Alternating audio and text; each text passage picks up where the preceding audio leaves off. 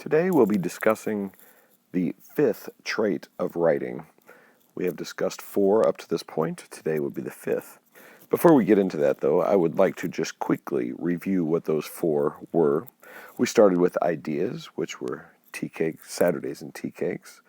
From ideas, we went to organization, where we were worried about making sure that everything has a proper order. From organization, we went to word choice. On word choice, it is hitting that bullseye word, making sure that we have good, rich, interesting words, not just simple words. We had sentence fluency last week, and the sentence fluency was basically coming down to the fact that we do not read or write like robots. We like to have natural flow of sentences. And finally today, for number 5, we have conventions. Conventions is not most kids' favorite because conventions seem to be boring to kids, and many kids think they're unnecessary. However, they are extremely necessary. When I say conventions, it is the toolkit which we use to make sure our writing is understandable and conveys the message that we want to convey to people as they are reading our writing. The last thing that you and I want to do is write something that we think is magnificent, hand it over, and because we have forgotten periods, because we have forgotten commas, because we have not capitalized, because we have not done any of those rules that we have been taught for a long time, the meaning gets lost to our reader.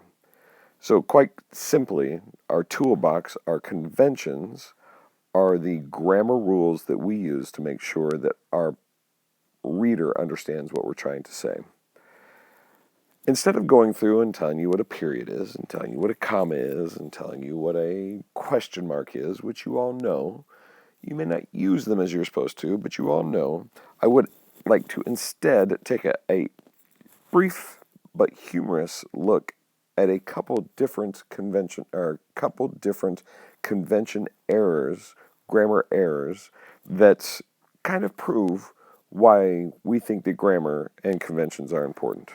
So we're going to go into our Safari here, and it is our 10 hilarious examples of how punctuation makes a big difference. I will give you this link later in the week if you would like it. So, punctuation matters. So as we scroll down, we have this first one that says, "Let's eat grandma."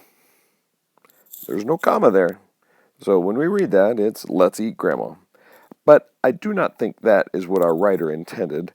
Our writer, I believe, intended something along the lines of, "Let's eat, Grandma," as in I'm speaking to Grandma.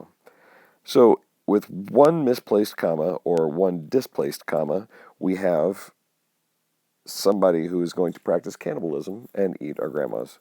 I do not want that. You do not want that. And especially Grandma does not want that. So commas do matter. Next one is, "Eat your dinner." So you sit down at the dinner table and your mom says, "Eat your dinner." That makes sense. But what happens if we put a period in a different place? "Eat your dinner." Not only do we have a period now after "eat," we have an apostrophe in "your," which turns into "you are dinner." So apostrophes do matter because none of us in our class want to be seen as dinner. Next, this one's a good one for math. Would you rather have 20 $5 bills or 25 $1 bills? Got to do a little math, but 25 $1 bills gives us $100, and 25 $1 bills gives us $25. I personally would rather have 100. This is because hyphen. We have a hyphen misplaced, and hyphens do matter. On this one, we have, "I want to thank my parents, Tiffany, and God," which is implying that our parents are Tiffany, it would be my mother, and God would presumably be the father, because we have left out a comma after Tiffany, when really I do believe what the writer on this one meant to say was, "I want to thank my parents, Tiffany, and God." 3 different sets. One is your parents, one is a friend, maybe a spouse, maybe a college friend named Tiffany, and finally God. So commas, again, do matter in this case. This one, if you think about it, I'm sorry I love you. You imagine if I said that to Mrs. Myers? I'm sorry I love you. I probably would get in trouble. However, if I put that semicolon in, or even a period, and I have, I'm sorry, I love you, that one seems to make a lot more sense to me and those around you. The first one, you're going to have people really getting mad at you. The second one, you'll have them saying, okay, I'm glad you love me. Semicolons do man. Here we have this one. This one's a man eating chicken. So there's the chicken bone, a guy eating some chicken. He's a man eating chicken. If we scroll down and we put a little hyphen in here, that little hyphen is making man eating into one word, and it's a man eating chicken. Careful, watch out. Careful, man, there's a chicken behind you and he's going to eat you because he's a man eating chicken. So those hyphens do matter as well. Here's a security guard. He looks like he could guard a facility without too much problem. But once you start using the quotes, it's an air quote, you have a security guard, which is really a chihuahua, which is not that good of a security guard. The quotes put whatever is inside of it, in this case, into a more a funny situation. It's like saying if you see a puddle in the middle of the street and you say, oh, there's my swimming pool. Everyone knows it's not a swimming pool. It's just you being silly about it being a swimming pool. Swimming pool would be in quotes, just like security guard is in quotes here. It's a way to make something facetious and somewhat incorrect, I guess, but an attempt at humor. Here's a hot water bottle, which, you've seen your parents, your aunts and uncles, your grandmas, maybe even you, I don't know, drinking coffee out of a hot water bottle because you don't want to burn your hand, or tea. But if you turn it into a hot water bottle, you reach out for your Dasani water, your Aquafina water, and it is hot. It turns into a hot water bottle, and you don't want a hot water bottle. So once again, hyphens do matter. Oh, this one's lovely. Back to cannibalism once again. I find inspiration in cooking my family and my dog.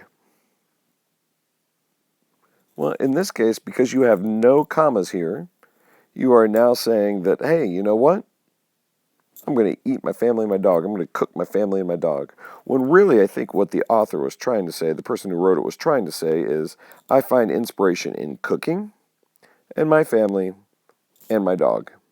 The commas make sure that we understand that we don't want to cook my family and dog, that we find our inspiration in cooking and in my family and in my dog. A woman without her man is nothing. So unless a woman has a man next to her, she is nothing. However, if you change it around a little bit, a woman without her man is nothing.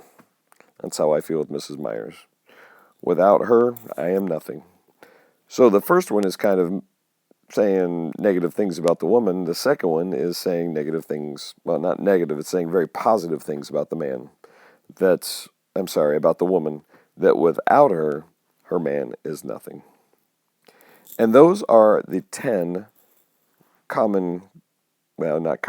those 10 kind of silly grammar mistakes that when you look at them, that they do make a difference. So, having said that, remember, and we'll talk about it a little bit more as the week goes, that punctuation does matter.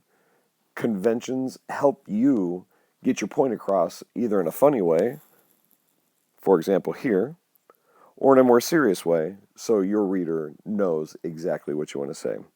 That is why conventions are important. That is why we teach you conventions. That is why we expect you to use conventions correctly. Thank you, and you guys have a good day.